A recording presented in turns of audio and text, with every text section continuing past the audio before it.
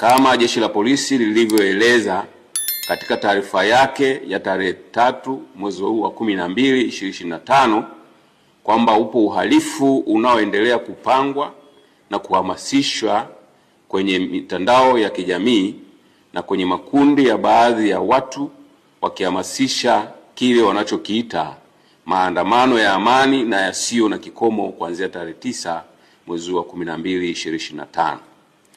Jeshi la Polisi kwa kushirikiana na vyombo vingine vya ulinzi na usalama vinaendelea kuchukua hatua stahiki dhidi ya uhalifu huo unaopangwa, hivi wananchi msiwe na hofu.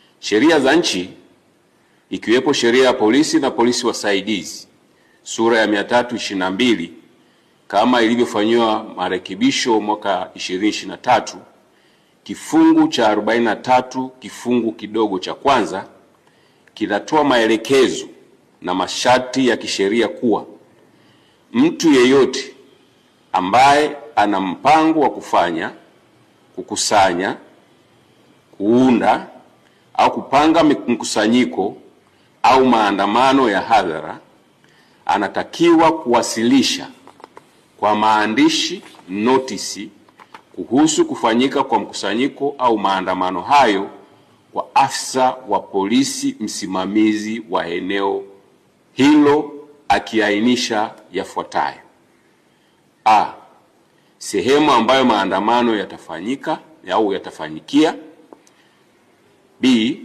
muda yatakapofanyika; C, madhumuni ya maandamano hayo; na D, maelezo mengine kama waziri atakavyotangaza kwa notisi mara kwa mara kwenye gazeti la serikali. Aidha, kifungu hicho cha 43 kifungu kidogo cha pili kinaeleza kwamba pale ambapo mtu amewasilisha taarifa kwa maandishi kulingana na kifungu kidogo cha kwanza, anaweza kuendelea kuitisha, kukusanya, kuunda au kuandaa mkusanyiko au maandamano hayo kama yalivyopangwa, isipokuwa na mpaka atakapopokea amri kutoka kwa afisa wa polisi msimamizi wa eneo ikieleza kwamba mkusanyiko au maandamano hayo hayatafanyika kama ilivyotaarifiwa.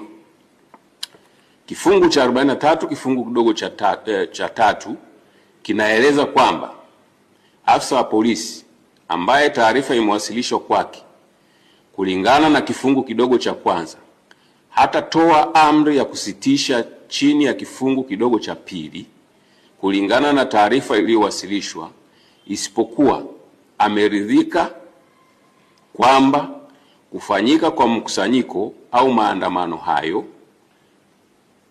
kuna uwezekano wa kusababisha kuvunjika kwa amani au kuathiri usalama wa taifa au kudumisha amri kwa umma au kutumika kwa madhumuni au dhumuni lolote lisilokuwa halali.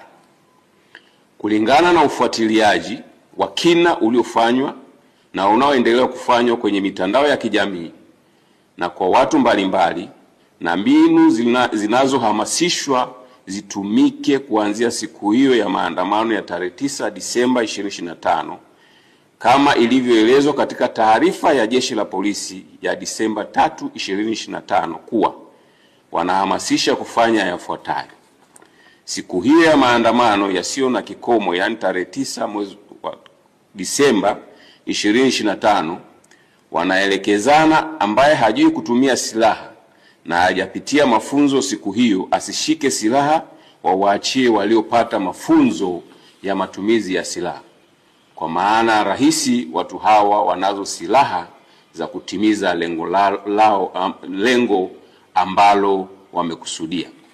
2, kupitia mitandao na klabu mbalimbali za mtandaoni wanahamasishana wahakikishe hakuna shughuli yoyote itakayokuwa inaendelea. 3, pia wahakikishe wanaharibu na kuchoma moto minara yote ya mawasiliano ili nchi nzima ikose mawasiliano. 4. Wanahamasishana wahakikishe bandari ya Dar es Salaam haifanyi kazi, kwani watafunga barabara zote za kuingia na kutoka bandarini. 5. Siku hiyo na kuendelea, wanahamasishana wafunge barabara zote za kuingia na kutoka katika mipaka yote ili kuhakikisha hakuna anayetoka au kuingia nchini. 6. Wanahamasishana kama vijana wakapore mali za watu kwa sababu wanacho kisingizio kuwa wana njaa. 7. Uhamasishaji huo umekwenda mbali zaidi kwa kuhamasisha siku hiyo waende pia kwenye mahospitali ili kuzuia huduma kwa wagonjwa zisitolewe, kwani wakifanya hivyo nchi itasimama. 8. Pia wanahamasishana kuwa watahakikisha wanawafuata popote walipo watumishi wa serikali ili wawadhuru. 9. Wakati hayo yakiendelea kwenye mitandao ya kijamii, tumesikia matamko mbalimbali na wanaoyatoa wanasema wanaohamasisha na wanaohamasishwa wakiandamana siku hiyo tutawakuta wamekatana vichwa huko mitaani. 10. Wapo wengine wameapa na kutamka watakaoandamana wasifike kwenye mitaa yao, kwani watawashughulikia ipasavyo. 11. Wengine wanasema hawatakubali tena kupata hasara walioipata tarehe 29 mwezi wa 10 2025 na siku hiyo na siku zilizofuata, hivyo watahakikisha tarehe 9 mwezi wa 12 2025 na kuendelea wanalinda maisha yao, familia zao na mali zao ili asitokee mtu wa kuwazuia kuendelea na shughuli zao. 12. Wengine wanauliza wanaohamasisha maandamano yasiyo na kikomo ni haki ya aina gani hiyo? Kwa sababu huwezi kujitangazia haki ambayo inavunja haki za wengine kwa kuwazuia wasiendelee na shughuli zao hasa zinazowapatia riziki ya kila siku, kwani mtu anapotoka na akajihusisha au akajishughulisha katika shughuli halali ndio mkono unaingia kinywani. Ukinizuia kutoka unavunja haki zangu na unataka kuniua mimi kwa njaa pamoja na familia yangu na wategemezi wangu. Hivi sasa wameongeza lingine wakihamasishana siku hiyo wabebe petroli kwenye chupa.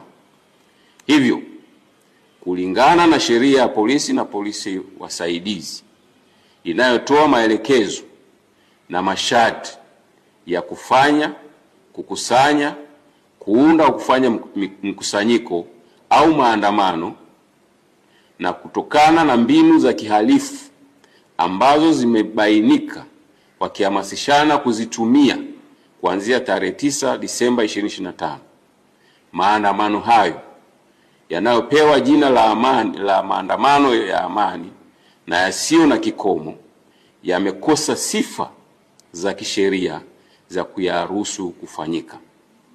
Na kwa kuwa yametangazwa kufanyika nchi nzima na wanaohamasisha hawana anwani maalum zaidi ya kuona namba nyingi za simu za mataifa ya nje ya Tanzania na za ndani ya Tanzania, akaunti za mitandaoni za nje na ndani ya nchi ambapo wamiliki wake ndio wanaohamasisha maandamano hayo, na kwa kuwa hakuna barua yoyote iliyofikishwa au kupokelewa na ofisi yoyote ile ya mkuu wa polisi wilaya hapa nchini ya kutoa taarifa ya kufanyika maandamano hayo hadi leo, Jeshi la Polisi linapiga marufuku maandamano hayo yaliyopewa jina la maandamano ya amani yasiyo na kikomo yasifanyike.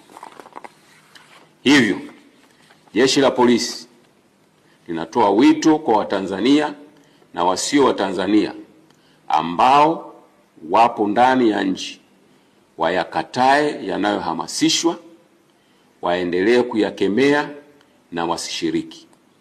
Aidha, Jeshi la Polisi linatoa wito kwa Watanzania wote pale watakapoona jambo lolote lisilo la kawaida au lenye viashiria vya kiuhalifu au la kuhatarisha amani na usalama wa nchi yetu wasisite kutoa taarifa kupitia simu namba 111 112 0699 998899 au 0787 66 8306 au kwa ujumbe kupitia kiunganishi cha mfumo wa kutoa taarifa, yani taarifa.tpf.go.tz.